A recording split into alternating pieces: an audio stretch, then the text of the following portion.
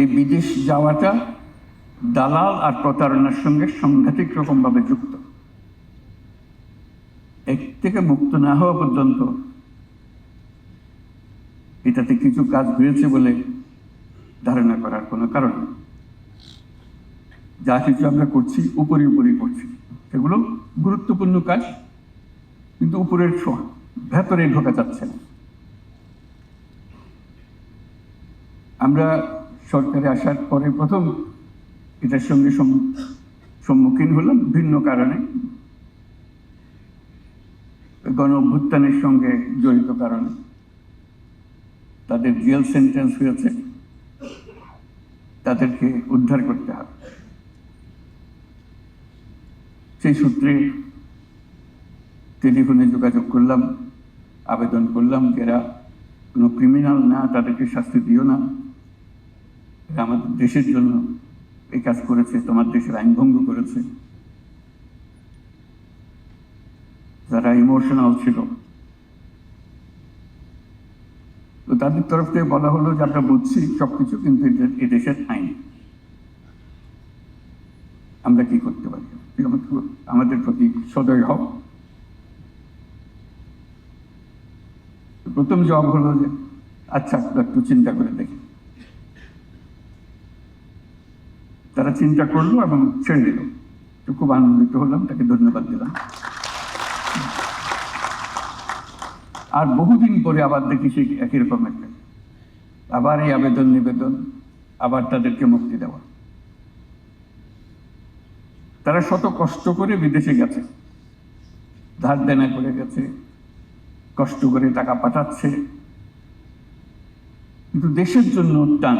সে দেশের আইন ভঙ্গ করলে কি শাস্তি হয় সেটা তাদের খুব জানা আছে, তারা যে অজানা ছিল তা না, কিন্তু মন মানে নেই, আইন অমান্য করেছে জানা সত্ত্বেও। সেই মন নিয়ে তারা ওখানে কাজ করে। এই প্রথম সাক্ষাৎ বহির্জগতের সঙ্গে, তারা কি অবস্থায় আছে। আরেকটা আসলো এর পরে পরেই, আনোয়ার ইব্রাহিম, প্রধানমন্ত্রী মালয়েশিয়া। তিনি খুব উৎসাহিত হয়ে আসলেন। আমি এখানকার চিফ অ্যাডভাইজার হয়েছি, বন্ধু মানুষ, সে একটু সমর্থন জানাতে চায় বলে আমি আসবো। আমাকে অবশ্যই আসছেন। যেই মাত্র খবর হলো যে উনি আসছেন, সঙ্গে সঙ্গে খবর পেলাম যে তখন সব সংখ্যাটা ছিল 17,000, পরে দেখলাম অনেক কম। প্রথমবার বলা 17,000 শ্রমিক শেষ মুহূর্তে যেতে পারে নাই। তারা টাকা পয়সা সব দিয়েছে, শেষ মুহূর্তে যেতে পারেনি, কারণ মেয়াদ শেষ হয়ে গেছে তাদের। এটা বহু লেখালেখি হচ্ছিল কি কত। উনি যখন আসলেন, ওনাকে বললাম যে একটা কাজ আমাকে করে দিতে হবে, এদেরকে নিয়ে যেতে হবে। সব টাকা পয়সা সব দিয়েছে, সব কিছু আছে, কিন্তু যে তারিখের মধ্যে টিকিট পাওয়ার কথা সেই তারিখে টিকিট পায়নি, কাজে যোগদান করতে পারে নাই, কাজে নাকচ হয়ে গেছে। বন্ধু মানুষ না করতে পারে না কথাটা, বল ঠিক আছে আমি দেখবো। এখানে বসে অনেক পরামর্শ করলো, সবাই পরামর্শের মধ্যে নেগেটিভ, যে এটা তো পারা যাবে না। উনি বললেন আমি গিয়ে দেখি। উনি সত্যি সত্যি আন্তরিকভাবে দেখলেন আসলে কঠিন কাজ, কারণ ওনার একার হাতে সমস্ত ক্ষমতা নাই এটা করার। উনি তবু পেছনে লেগে রইলেন। পরবর্তীতে আমি এবং আমার সহযোগী উপদেষ্টা আরো যারা আছেন তারাও গেছেন স্টেট ভিজিটে মালয়েশিয়া, তারই আমন্ত্রণ। সেই ভিজিটের আগাগোড়া বিষয় ছিল ওই 17,000 বা যত সংখ্যক তারা ফেরত আসতে পারছে কিনা। পুরা মালয়েশিয়ান সরকার আমাদের পেছনে চেষ্টা করলো যে ওদেরকে পাঠানো হোক। সংখ্যা ঠিক হলো, এটা 17,000 হবে না, আরো কম হবে, 12,000 বা এরকম কিছু হবে। কেউ পরিষ্কার সব সংখ্যাটাও বলতে পারছিল না। তো সেটা উদ্ধার হলো, সেটা হলো বহু লম্বা চড়া ইতিহাসটা, কিন্তু শেষ পর্যন্ত হলো। এটা করতে গিয়ে দেখা গেল এর দালালি, সিন্ডিকেট, কে কার টাকা মেরেছে, আসলে ঘটনা অত পরিষ্কার না। পুরো জগৎটাই হলো দালাল বেষ্টিত জগৎ। আসল খবর কার কাছে বোঝা মুশকিল। কে কার থেকে কি কারণে টাকা নিচ্ছে বোঝা মুশকিল। সরকার অনেক দূরে এটার থেকে, ভেতরে ঢোকার ক্ষমতা সরকারের নাই, এখনো হয়নি, আশা করি একদিন হবে। এই হলো মানুষ যারা বিদেশ যেতে চাচ্ছে তাদের কপাল। জাপান গেলাম, শুনলাম তাদের বহু লোক দরকার। আমরা বলি যে আমরা লোক নিয়ে বসে আছি, কত লোক লাগবে বলো। আর কোন কোন দেশ থেকে তোমরা লোক, ইতিমধ্যে তারা লোক নেওয়া শুরু করেছে, সেটাই আপনাদেরকে জানানোর বিষয় আমার। ইন্দোনেশিয়া থেকে লোক নিচ্ছে, আরো কোন কোন দেশ থেকে লোক নিচ্ছে, নেপাল থেকে লোক নিচ্ছে। এবং নেপাল থেকে খুব সম্ভব যখন জাপান ভিজিট করি গত বছর, ইতিমধ্যে তারা 7,000 লোক নিয়ে গেছে নেপাল থেকে। জিজ্ঞেস করলাম বাংলাদেশ থেকে কত, যেটা দেখো অতি নগণ্য পরিমাণ, 1,000-2,000। তেমন নেপাল থেকে চলে গেল 7,000, বাংলাদেশ থেকে যেতে পারলো না, এটা কোন ধরনের কথা হলো? কোন ধরনের সরকার হলো এটা? তেমন কত লোক লাগবে বলে আপনি যত দিতে পারেন। তা আমি তাৎক্ষণিক বললাম যে আমরা 1 লক্ষ লোক পাঠাবো। আর কি বলতে পারি, এসব সংখ্যা বলা, সে যখন ওপেন এন্ডেড একটা কথা বলেছে, তারা বলছে হ্যাঁ আমরা 1 লক্ষ নেব। আমি অবাক হয়ে গেলাম, তারা 1 লক্ষ লোক, আরো বেশি বললে হতো, আর বেশি রাজি হতো। আমি বললাম যে 5 বছরে 1 লক্ষ, 1 বছরের লক্ষ তো পাঠবো বুঝতেছি, কাজে একটা কথা বলতে হয়। বললাম যে 5 বছরে 1 লক্ষ লোক পাঠাবো, যতদিনে তোমার কোনো অসুবিধা নেই, যত হোক পারো। শর্ত কি? জাপানি ভাষা জানতে হবে, তার একটা স্কিল থাকতে হবে, এই সমস্ত শর্ত, আর কিচ্ছু নেই। আমি খুব সোজা একটা জিনিস নেবার জন্য সরকার বসে আছে, দেশ বসে আছে, জাপানের মতো দেশ। চিন্তা করেন কেউ যদি জাপান যায়, 5 বছর 2 বছর কাটিয়ে আসে, তার ভাগ্য কিরকম খুলে যাবে, আর ফিরে আসবেই বা কেন? বল যারা এসছে তারা এখানে থেকে যায়, তাদেরকে জাপান ফেরত যেতে দেয় না, তার লোক দরকার। তাহলে আরো মজার কথা, এরকম লক্ষ লক্ষ লোক দরকার। আর আমাদের লোক কাজকর্মহীন অবস্থায় আছে। কত বড় একটা সুযোগ আমাদের বোঝালো। জাপানের বহু শহরে বাস সার্ভিস, ট্যাক্সি সার্ভিস সব বন্ধ হয়ে গেছে। কারণ কি? ড্রাইভার নাই। বলছে যত ড্রাইভার পারো পাঠো, আমাদের শহরগুলো চালু করতে হবে। আবার মাইলের পর মাইল গ্রামীণ এলাকা ফাঁকা পড়ে আছে। আগে কৃষি কাজ হতো, কৃষিতে খুব উন্নত দেশ ছিল, তারা they are very proud of their agriculture. জনশূন্যবিহীন, মানুষ নাই, জন নাই, বাড়িগুলো শূন্য পড়ে আছে, ট্রাক্টর ইকুইপমেন্ট সমস্ত পড়ে আছে। তো তোমরা লোক পাঠাও এগুলো যাতে আপনারা চালু করতে পারে। সেই কথার সূত্র ধরে বহু লোক আসা যাওয়া করলো, জাপান থেকে আসলো, জাপানি যারা নিয়ে যাবে তারা আসলো, তাদের সঙ্গে বৈঠক করলাম। তার মধ্যে একজন বললো যে আমার কারখানা এখন বন্ধ হওয়ার উপক্রম, আমার 5,000 শ্রমিক কাজ করে আমার এখানে, তার অর্ধেকেরও বেশি এখন 70 বছর পার হয়ে গেছে, আমি আর বেশি দিন ধরে রাখতে পারবো না, তারা অনেক আগে রিটায়ার করার কথা, তাদেরকে আমি ধরে রাখছি, আমার কারণে আছে, কিন্তু 70 বছর পরে আর রাখা সম্ভব হবে না, আমার কারখানা বন্ধ করে দিতে হবে, আমার এই লোকটাও। এরকম বহু কারখানা ইতিমধ্যে বন্ধ হয়ে গেছে, লোক নাই। এক অদ্ভুত পরিস্থিতি। কাজে এই পরিস্থিতির মোকাবেলায় আমরা কত দূরে আছি, যেখানে পাওয়ার জন্য লোক আগ্রহ করে বসে আছে, আমরা পাচ্ছি না। কেন পাচ্ছি না? তার মধ্যে একটা বড় করুণ কাহিনী। সে করুণ কাহিনীর একজন সাক্ষী এখানে উপস্থিত আছে, লুৎফে। মিডল ইস্টে যাই, যে দেশে লোক পাঠাতে যে প্রথম কথা হলো তোমাদের কাগজপত্র সব জাল, নকল, ভেজাল, ভুয়া। বাংলাদেশ বিখ্যাত হয়ে গেছে সারা দুনিয়া জুড়ে শুধু ভুয়া কাগজের জন্য। আমাকে ইউএইর মিনিস্টার বলতে আমি নিজে সাক্ষী, যে মহিলার সঙ্গে আমি আলাপ করলাম, সে বললো সে ডাক্তার। বেশভূষায় দেখলাম, কারণ তারা নিয়ে অনেক কথা উঠছে, বেশভূষায় দেখলাম কত গৃহকর্মী হতে পারে সে, ডাক্তার তো হবার কোনো কথা প্রশ্ন হলো না। কিন্তু তার দাবি হলো আমার কাগজপত্র আছে, ডাক্তারের সার্টিফিকেট আছে তার, জেনুইন সার্টিফিকেট, এটা চেক করা হয়েছে, জেনুইন সার্টিফিকেট।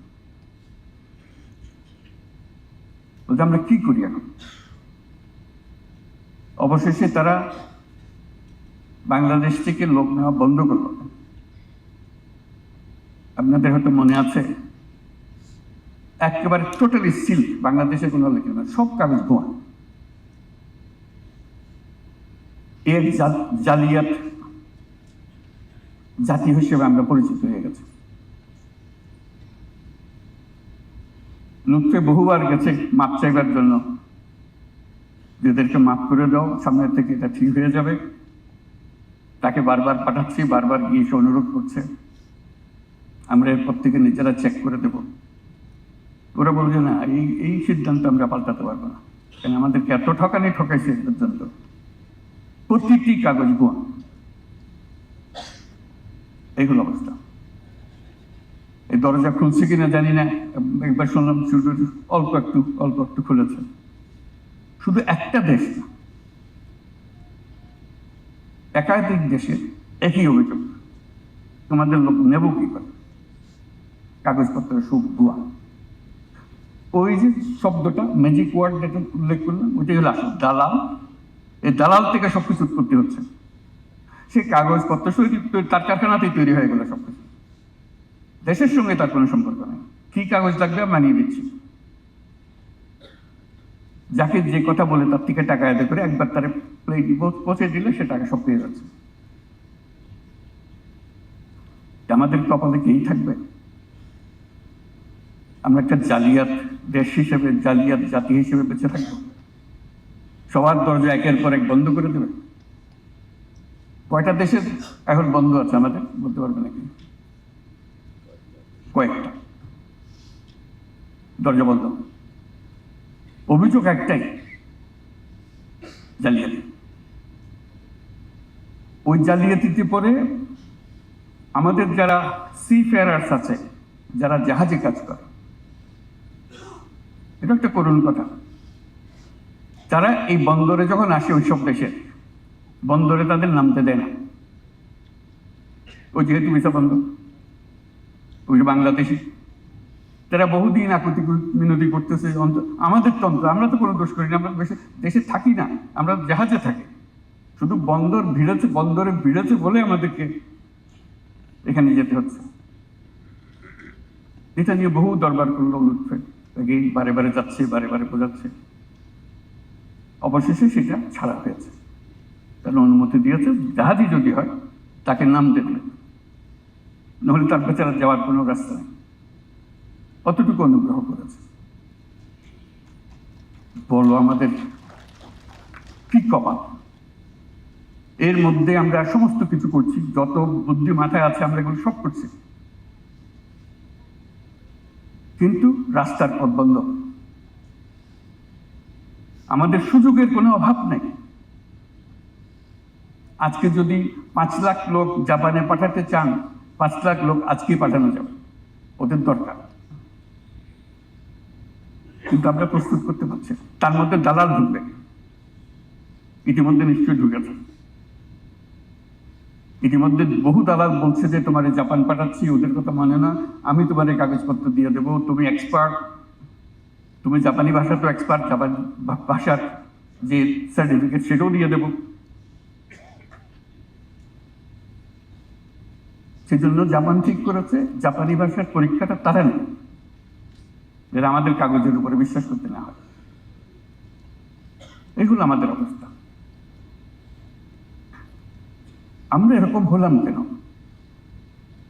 এই বাংলাদেশের মানুষ তো এই প্রথমবার বিদেশ যাচ্ছে না, বংশ পরাক্রমে অনুসারে যাচ্ছে, যে কারণে আমরা বিলাতে যেতে পেরেছি, রেস্টুরেন্ট খুলতে পেরেছি, ছেলে মেয়েকে স্কুল কলেজে পাঠাতে পেরেছি, তারা ব্যবসা বাণিজ্য করে উঠেছে, তারা রাজনীতিতে যোগ দিয়েছে, তারা এমপি হয়েছে, তারা মন্ত্রী হয়েছে। জালিয়াতির খবর তো আসে না। এত যুগ আগে তারা পারলো, আমরা পারতেছি না কেন? আমাদের ক্ষেত্রে এরকম হচ্ছে না। আমাদের তো সুনাম,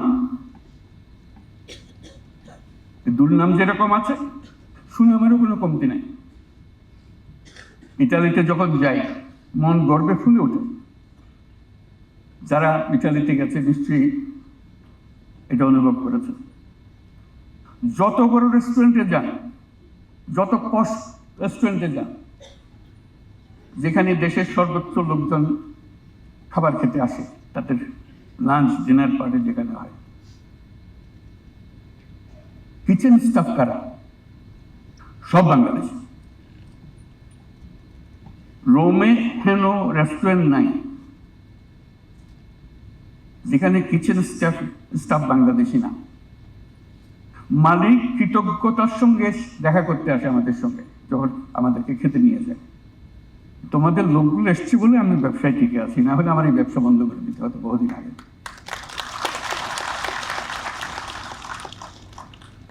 আমাকে সম্মান করে দেশের পক্ষ থেকে, প্রতিষ্ঠানের পক্ষ থেকে বড় বড় রেস্টুরেন্টে নিয়ে যায় ডিনার পার্টির জন্য।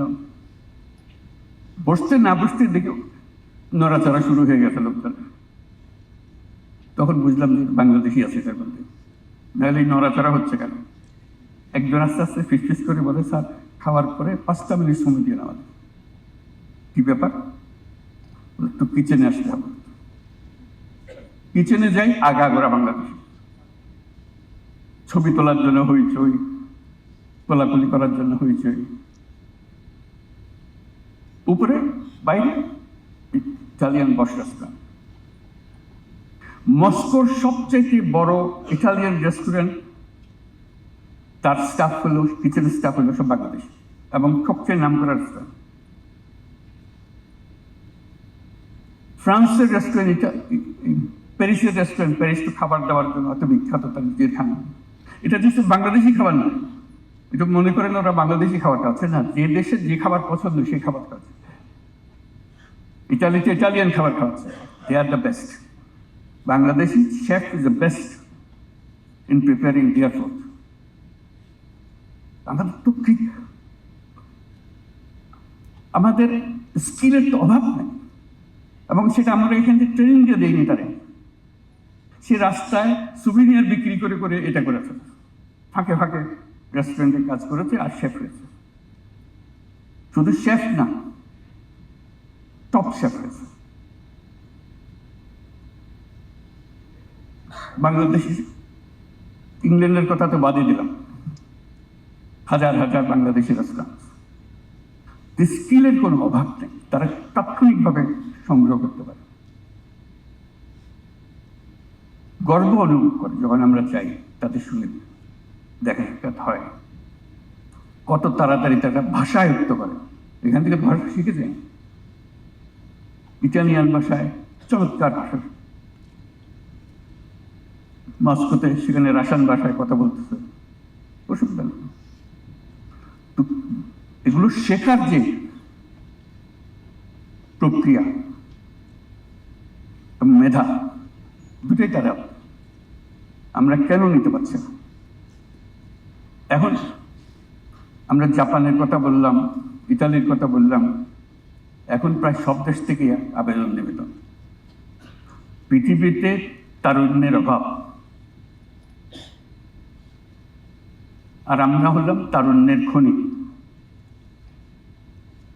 এটা আমাদের মাথায় ঢুকতেছে না। এটা সোনার খনির চেয়েও বেশি গুরুত্বপূর্ণ। সারা দুনিয়াতে তরুণদের সন্ধানে আছে, আমাদের 18 কোটি লোকের মধ্যে 9 কোটি লোকের বয়স 27 বছরের কম। এর থেকে তরুণ জনসংখ্যা কোথায় পাবে? সারা দুনিয়াকে আসতে হবে এখানে। খনি আমাদের হাতে। ওই যে রেয়ার মিনারেল বলে, আমাদের কাছে এই রেয়ার মিনারেল রয়ে গেছে, এখানে আসতে হবে। কিন্তু আমাদেরকে তৈরি হতে হবে। তৈরি থাকলে যে কোনো জায়গায় যেতে চান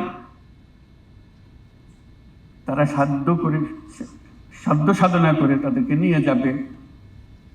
এখন অনুরোধ আসে পোল্যান্ড থেকে,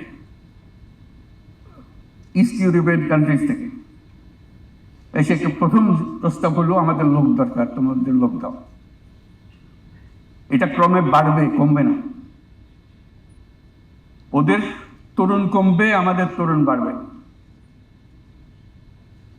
যে সারা দুনিয়া এখন বাংলাদেশের হাতে। যদি আমরা আমাদের এই রাস্তাগুলো সাফ করে ফেলতে পারি, দালালের খপ্পর থেকে আমরা বাঁচতে পারি, আমাদের নিয়ম শৃঙ্খলা আসতে পারে, জালিয়াতিত্বকে বাঁচতে পারে, এটাকে ঠেকানোর কোনো উপায় নেই। কারণ এই রেয়ার ম্যাটেরিয়াল মিনারেল তাকে আসতেই হবে, এই খনিজ তাকে খোঁজ নিতেই হবে এবং সেটা সন্ধান করতে হবে। সন্ধান করলে এই খনির গোড়াটায় সেখানে আসতে হবে। এই হলো গোড়া। কাজে আমরা যেটুকু করছি এখন, যেটুকু সাফল্যের কথা আমরা আলোচনা করছি, এটা হলো সামান্য উপরের দিকে খোঁচানো, ভেতরে এখনো ঢুকি নেই। সেটার জন্য সেই প্রস্তুতি জাতি হিসেবে আমাদেরকে নিতে হবে এবং সগৌরবে তারা যাবে। আমরা বলছিলাম যে একটা প্রফেশন শূন্য চলে যাচ্ছে, সিফেয়ারার্স। এটা নেভাল একাডেমি একটা আছে চট্টগ্রামে, মেরিন একাডেমি। সেখানে কয়েকজন পাশ করার সঙ্গে সঙ্গে তার বেশি চলে যায়। তা বললাম যে আরো বেশি করি না কেন? এতই যদি সঙ্গে সঙ্গে নিয়ে যায়, জামায়া ধরে নিয়ে যায়, আমাদের অসুবিধা নেই। আরেকটা করতে আরো বেশি করলে অসুবিধা নেই। বলে না, 5টা আছে। তা আমি খোঁজ নিলাম, 5টা আছে। কিন্তু মেরিন একাডেমি যা করে তা করতে পারে না। তারা ভেতরে ভেতরে আছে, তারা সমুদ্রের সঙ্গে যুক্ত না। কাজে এটা কোনো ট্রেনিংও না। তাদের মূল কথা হলো তাদের কোনো শিক্ষক নেই। এই মেরিন একাডেমি যেটা চট্টগ্রামে আছে, সেখানে শিক্ষকের অভাব। কেন? যে বেতন দেয় সেই বেতনে কেউ আসে না। বলতে আমি তো দ্বিগুণ বেতন পাই আমি যখন জাহাজে থাকি, আমি কেন আপনার এখানে গিয়ে বসতাম? সত্যি তাই, তারা হতাশ করে খুব। দেশের জন্য সাংঘাতিক যান প্রাণ তাদের। কড়া চিঠি লেগে, কি হচ্ছে দেশে, আপনারা এগুলো কি করছেন? প্রাণ কান্দে। তারা সমুদ্রে থাকে, দেশে আসে বহুকাল পরে। কিন্তু দেশের টান, বাঙালির যে অবস্থা, দেশের টান থেকে মুক্ত না। এই যে দেশের টান, এই যে সুযোগ, এটাকে আমরা একত্র করতে পারছি না। কেন আমরা জালিয়াতির দেশ হয়ে যাচ্ছি? কেন আমরা সুশৃঙ্খলভাবে কাজটা করতে পারি না? সেটি হলো চ্যালেঞ্জ। এটা তো টাকার বিষয় না, এটা সিস্টেমের বিষয়। টাকা আপনি যতই ঢালেন ঠিক আসে যায়। আর তারপরে তো আমরা সগৌরবে প্রতিদিন ঘোষণা করি কত বৈদেশিক মুদ্রা আমরা অর্জন করি। বৈদেশিক মুদ্রাটা একটা অংশ। এরকম বহু বৈদেশিক মুদ্রা আপনার গড়িয়ে আসবে আপনার হাতে। সেও তো চায় যে বাইরে যাবে, যেখানেই যাক না কেন, ওই বাড়িতে টাকা পাঠানো ছাড়া তার মন শান্তি পাবে না। সব কিছু আমাদের পক্ষে, বিপক্ষে কিছু নাই। বিপক্ষে শুধু আমরা, যে আমরা দেশ পরিচালনা যারা করি তাদের হাতে। কাজে আমাদেরকে এটার জন্য প্রস্তুত হতে হবে। এই সোনার খনি, তেলের খনি পেয়ে তারা বড় লোক হয়ে যায়। এটা তো তেলের খনির চাইতে বেশি মূল্যবান পদার্থ মানুষ। যে মানুষ একবার যাচ্ছে, সে কিন্তু দেশকে সঙ্গে নিয়ে যাচ্ছে, দেশকে ছেড়ে যাচ্ছে না। সে, তার ছেলে মেয়ে সবাই, ও যাদের কথা বললাম, তারা পার্লামেন্টের মেম্বার হচ্ছে, তারা মন্ত্রী হচ্ছে, দেশকে তো বলতেছে না। এটাই আমাদের চ্যালেঞ্জ, আমাদের চেষ্টাটা করা। মন্ত্রণালয় বহু চেষ্টা করেছে, তা না হলে সব কথা আমাদের সামনে আসতো না। ধাক্কাধাক্কি করা হচ্ছে বলে জিনিসগুলো সামনে আসছে, এটা বলার চেষ্টা করছি কীভাবে করে। সবাই মিলে চেষ্টা করি, আমরা সবাই ইনভলভ এটাতে, কেউ দূরের মানুষ না। চ্যালেঞ্জ আমাদের সবার সামনে। আজকে আমরা এই উপলক্ষে বিষয়গুলোকে আবার নজরে আনলাম। আমরা এমন একটা ভাগ্যবান জাতি যেখানে একটা অনন্য সোনার খনি আছে। এই সোনার খনির থেকে যদি আমরা সোনা না আনি অথবা মাটির মতো ফেলে রেখে দিই, আমাদের কপাল কোনোদিন পরিবর্তন হবে না। আমাদের সেই সোনা ব্যবহার করতে হবে।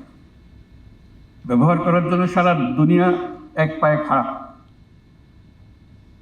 আমরা শুধু প্রতিবন্ধকতা সৃষ্টি করি। আশা করি আমরা সেই প্রতিবন্ধকতার থেকে মুক্তি পাব, আমরা সেই খনি ব্যবহার করতে পারবো।